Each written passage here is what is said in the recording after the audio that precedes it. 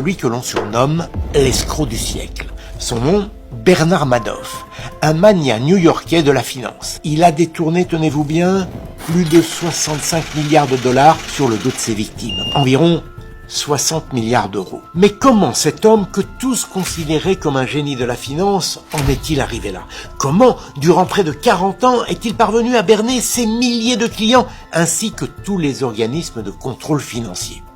Aujourd'hui, je vous raconte cette incroyable arnaque, celle du plus grand escroc de tous les temps. En 2008, date du krach boursier qui va signer sa chute, Bernard Madoff est considéré à Wall Street comme un financier hors pair. Wall Street, je vous le rappelle, c'est le surnom que l'on donne à la bourse de New York, la place financière la plus puissante du monde. En promettant des placements sûrs et des intérêts annuels mirobolants, Madoff écrase littéralement la concurrence. Lui confier ses économies, c'est l'assurance de gagner beaucoup d'argent. Ses clients viennent de tous horizons. Ce sont de simples particuliers, des organisations caritatives ou bien des gestionnaires de fortune comme le français Thierry de la Ville-Huchet, dont on reparlera tout à l'heure. Parmi ses clients, on trouve également des célébrités comme Steven Spielberg ou John Malkovich. Toutes ces personnes lui font une confiance aveugle et ils sont à 1000 lieues d'imaginer que l'argent qu'ils lui ont confié, la plupart ne le récupéreront jamais.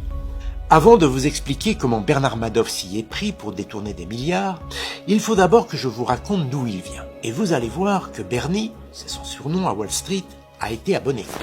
Il grandit dans une famille de financiers. Ses parents sont à la tête d'une société baptisée Gibraltar Security.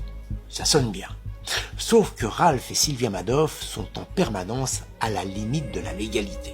Entre impayés, redressements fiscaux et suspicion de sociétés fantômes, leur petite entreprise sent la magouille à plein nez. Si bien qu'au début des années 60, le couple finit par attirer l'attention des organismes de surveillance. Une enquête est ouverte, mais ils s'en sortent miraculeusement. La mère, qui sent le vent tourner, dissout in extremis la société, ce qui permet au couple de passer entre les mailles du filet. À cette époque, Bernard Madoff a 20 ans. Il assiste au déboire de ses parents, mais ça ne va pas l'empêcher de suivre le même chemin. Avec 5 000 $ en poche, il fonde à son tour une société d'investissement.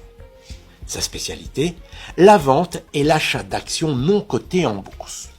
Plutôt doué, dit-on, fort sympathique, il se taille rapidement une excellente réputation en tant que teneur de marché.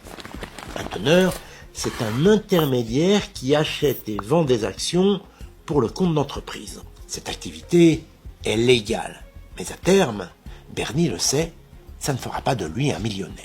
Pour faire de l'argent, il doit pénétrer le sein des seins. Je parle du New York Stock Exchange, autrement dit, la bourse de New York.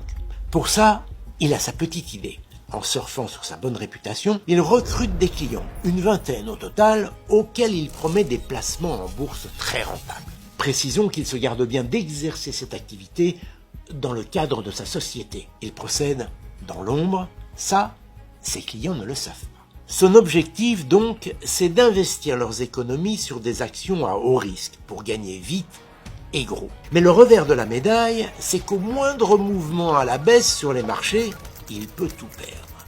Et pas de chance, c'est ce qui se produit. Une mini-crise boursière éclate en 1962. Madoff perd l'intégralité des sommes qu'il a investies, 30 000 $.